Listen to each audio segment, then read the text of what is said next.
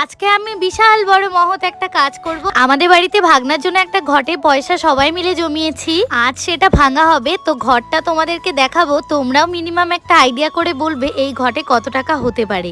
দেখি কার আইডিয়াটা ঠিক হয়, তোমরাও কমেন্ট করে জানাও, আর আমরা আমাদের আইডিয়াটা তোমাদেরকে বলছি। না না পরে এই জয় শ্রীরাম। আচ্ছা কত টাকা বলো? বলো, সবাই বলে নাও আগে। বলো, ভাঙতে থাকো বলো। আমি 1200। আমি বললাম 1400 থেকে 1500 টাকা। কি বল?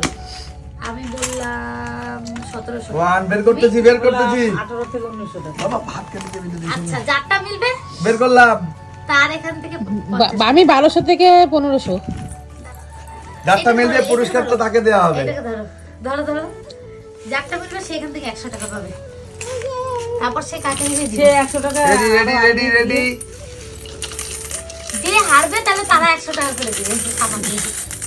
হ্যাঁ